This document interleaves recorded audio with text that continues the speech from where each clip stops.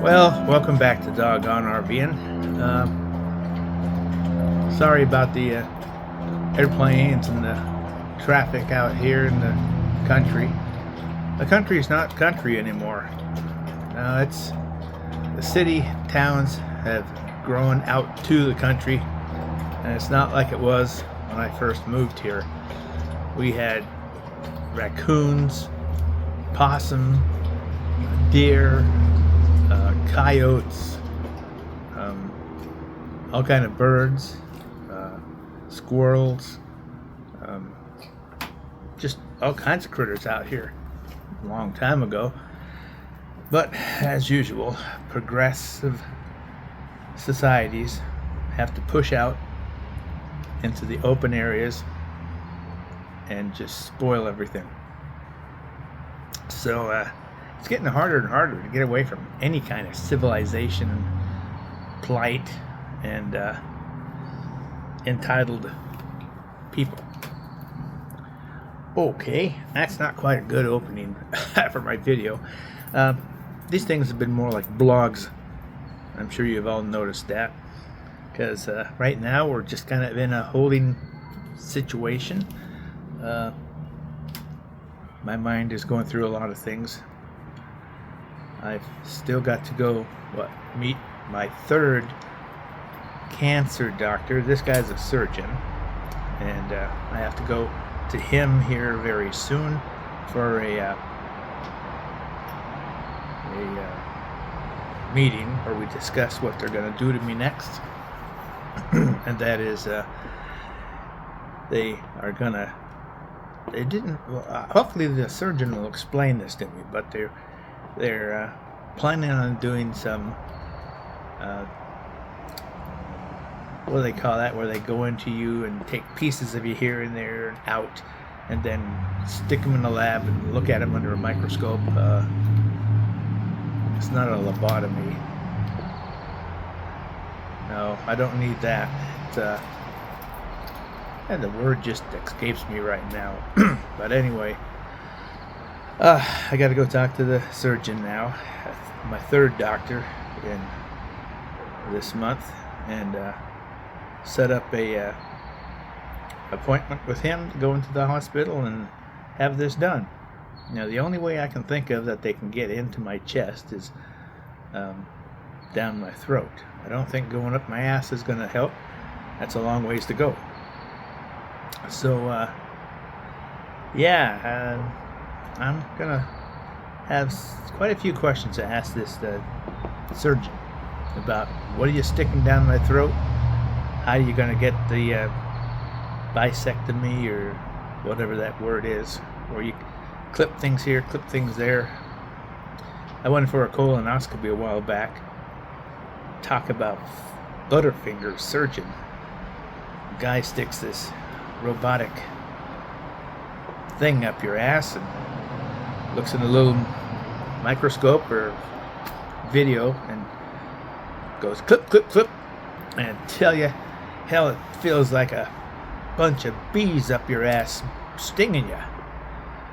And you're not knocked out. You might be numb, but you ain't knocked out. So, last time he did that, I said, hey, knock me out. You know, I don't want to be jerking when you're, stinging my butt. Okay, so, 4th of July is over. It was non-eventful here. The dogs just kind of huddled around me and didn't bark, whine, or carry on like that. They just wanted to be near me and know that all of us were together and safe. So that worked out pretty good. We all got a good night's sleep. After about 1 a.m. we went to bed. But I tell you, some of these fireworks they got, I don't know where they were, but when some of them went off, my windows shook. So I think that's a little too strong, So yeah, summer's here. Thank God. Summer's finally arrived to the Pacific Northwest. Now I can actually start making some decent plans for doing things and not having to worry about, well, is it going to be 50 degrees or is it going to be rainy or cloudy? We're pretty much past that now. So, let's see. Like I mentioned before, the girls and I are planning on going to a couple of the state parks around here and doing some midweek 2-3 day campouts in the RV just to get the girls used to it again. Spirit was with me on my last 7-month trip, and so this is going to be a learning process for Angel. It'll be something totally new for her. So that's going to be an adventure, I'm sure. Let's see, the yard is in a lot better condition than it was a year or two ago when I had Spirit and at the time my other Irish setter Ember as pups, who along with the moles destroyed the backyard. This time I got a jump on it. I killed the damn moles. Got 3 fat ones out of the backyard, and that seems to have deterred their exploration of my backyard. Of course, then the dogs wanted to go dig up their tunnels, but that's not as bad as what the moles did a year ago. Holy crap. Walk across the lawn out here, you go, boom, boom, you just sink into their tunnels that were under the grass. So, anyway, it's a mess, but it's a hell of a lot better than it was a year ago, because at least, despite the holes dogs dug after the mole tunnels, it's flat. So let's see. Spirit's out here checking out the backyard. Angel is inside. She had her dinner and she's sleeping. So yeah, it's been quite a thing. I wanted to get this out to you guys, so at least I got another video out. I try to do nothing less than once a week. And like I said, once we start doing things here in the summer, actually going out in our RV, there'll be more videos.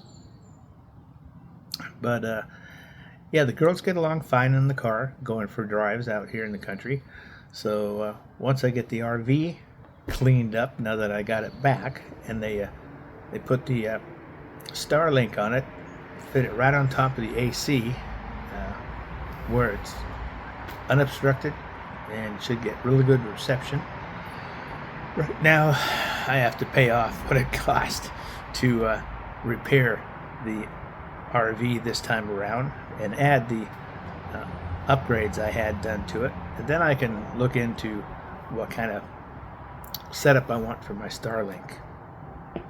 When they were checking things out, they were replacing broken sensor dials and stuff like that, and they did the one that tells you the levels of all your tanks and your propane and stuff like that. They put a brand new one in, and it still showed the tank, black tank, half full, or all. It wasn't empty. Okay. So they took the toilet off and looked into the black tank, and they said it was like stalagmites and stalactites in that thing.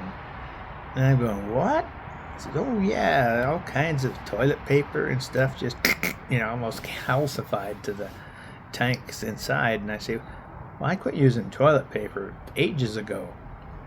And then I had it supposedly cleaned down in Arizona, a quartzite, the people down there that do all that for the RVers. And apparently they didn't do shit. They thought they did, but the stuff was so damn hard it wouldn't come out. So they got in there and they scrubbed that sucker, black tank, absolutely clean, so it looks brand new. And that with the brand new sensor pad that tells me the levels of everything in the RV, works better than it ever has, probably since I bought the damn thing in 2018.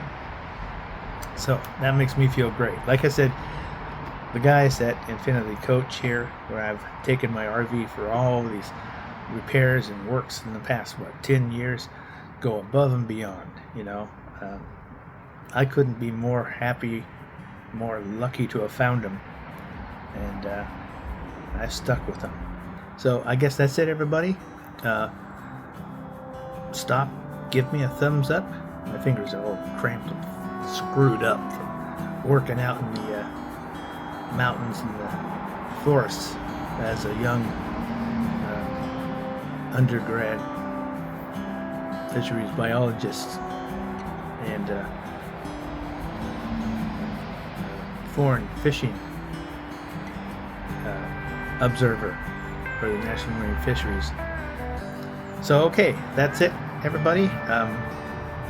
I'll have more to say next week, and I hope you guys had a good, safe 4th of July, and you're planning for some good times with your family, your friends, and get out there and enjoy the outdoors before the idiots destroy it. So take care, and God bless. Bye-bye.